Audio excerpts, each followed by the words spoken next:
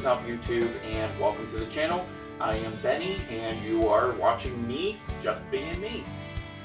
I want to thank you. If this is your first time joining and you like the video, please give it a great big thumbs up. Subscribe to the channel if you'd like to follow along on this journey with my 1990 Coleman Columbia pop-up, or any of the other eclectic videos with cooking and other things that I will be posting on this channel. Please give it a subscribe and hit that bell notification so that you know when I upload a new video. Today I am going to briefly go over the process that I took to redo the tongue and coupling on my Coleman Columbia pop-up. When we first got it, a little backstory, and I've said this in some of my other videos, this camper we purchased off my brother-in-law 3 years ago. We purchased it actually off his family 3 years ago. The camper was sitting in the woods at their camp for about 2 years, maybe 2.5 years. It hadn't gotten much use, so we used it a couple times and then had made an offer to them to purchase it because it fits perfectly for my family.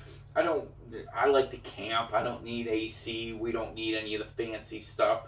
I like that it's just a small camper to keep us off the ground, make it a little bit more comfortable, but it is small enough that it's towable with even the lightest of vehicles, and it can fit into the smallest spots, so that we can take it boondocking, which eventually I'll be doing upgrades. Again, if you subscribe and follow along, you'll be able to follow me along in that journey so we can get this pop-up camper in its best shape that we have.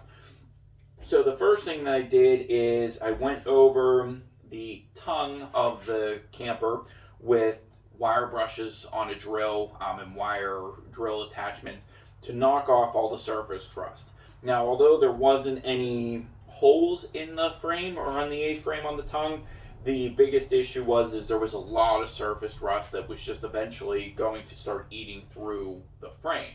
So I wanted to make sure I took care of that as one of the very first things, including the chain, which was actually one of the very, very first things that was chained out before I even towed it. Changed out, not chained out, because the biggest problem was it was rusted through, and there were a couple links that made me real nervous because they were sitting on the ground, and being in the woods for 2.5 years, I did not trust their stability if something would fail and they did need to actually do what they're supposed to. So we changed out the chain first. Then I went through, and like I said before, I took a wire brush and a wire drill brush. I went over every square inch of this A-frame. What that did was knock all the surface rust off and gave me a great surface to go through and start from scratch to get it painted and sealed so that I didn't have to worry about any future rust or any future issues. And I wanted to do something sturdier than just a spray paint or just a paint, because this is going to be at the front of the vehicle, so it's going to be taking rocks and things bouncing off of it from the tow vehicle constantly. So I actually did a two-step process, and again, I took a little bit more time on this just because I'm a little OCD when it comes to these kind of things. I wanted to make it perfect. So first, the wire brush process took probably roughly about 2 hours, 2.5 hours to go over it perfectly. Then we wiped it down real good and went over it with a Duplicolor rust fix.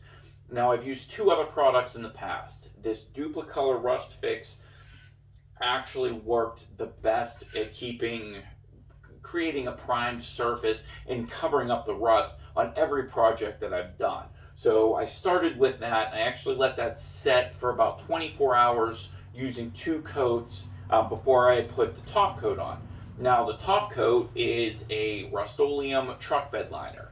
I like this product a lot, and again, not sponsored. I'm just giving a shout out to a product that's worked out great on every project that I've done.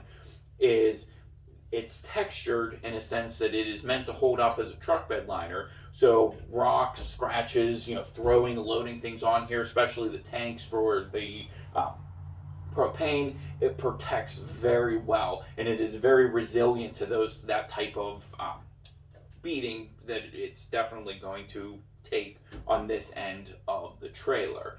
So with that, I ended up doing 3 coats. One coat just to get a base coat. Second coat was a little heavier over some of the rusted areas that you'll see when I show you in here. And then the third coat was just the final coat, the top coat, to make it look perfect. Then we went through and upgraded the, I say it wrong every single time, but the, this thing. um, we went through and upgraded the coupling. That's it. So with the trailer hitch coupling here, I went through and had to change this over because the one that was on here was so rusty. Now, the biggest problem with that wasn't that I couldn't get it locked. It was I would actually have to take a pry bar with me to campsites because I couldn't get it to unlock. And it was very unnerving at times because I would bring WD-40 and everything with me to try to make sure that this was going to unlock from the tow vehicle so I wasn't stuck with my camper, stuck to my vehicle the entire time while we were camping.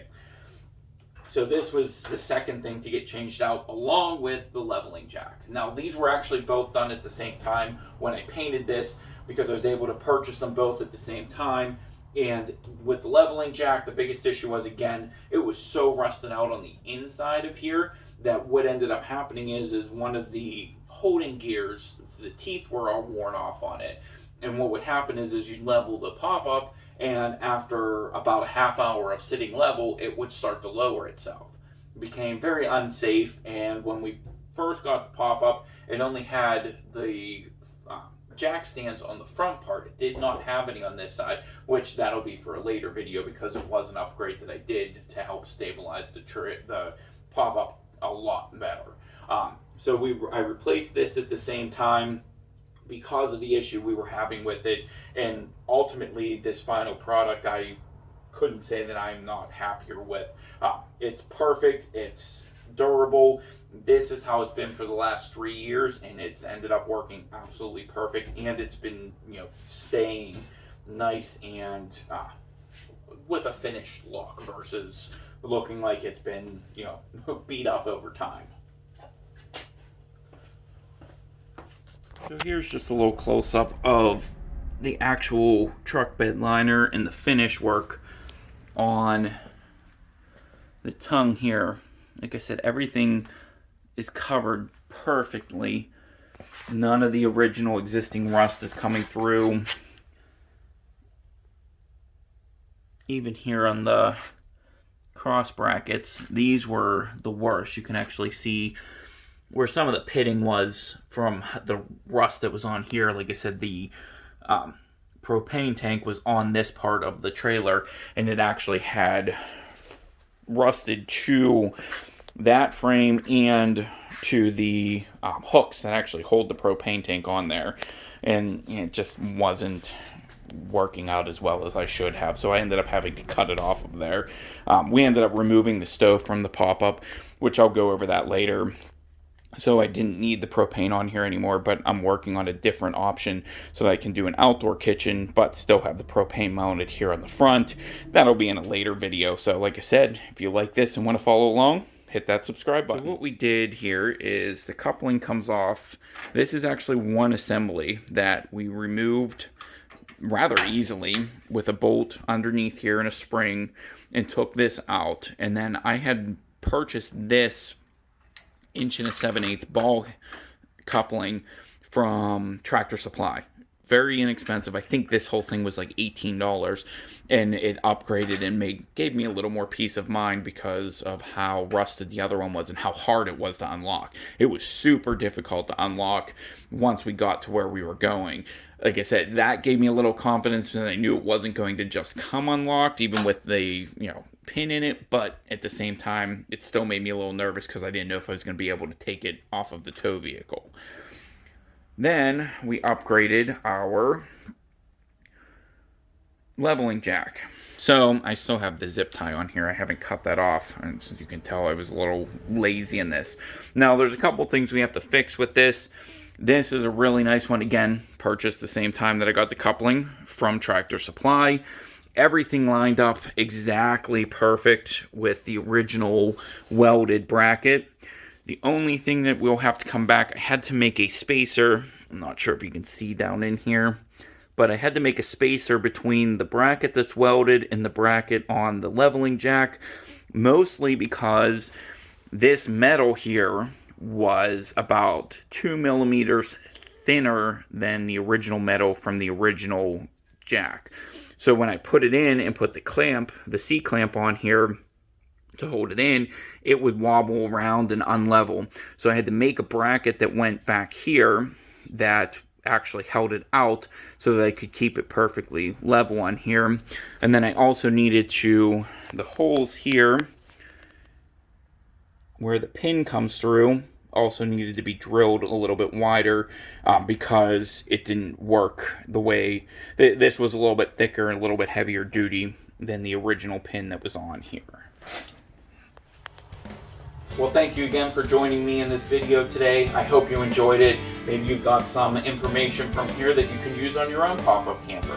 But if you like this video, please give it a great big thumbs up. If you want to follow along on this journey with this pop-up or any of the other eclectic videos that I might post, please subscribe to the channel and hit that bell notification. And always remember, please just keep being you while I show you the things that are me just being me.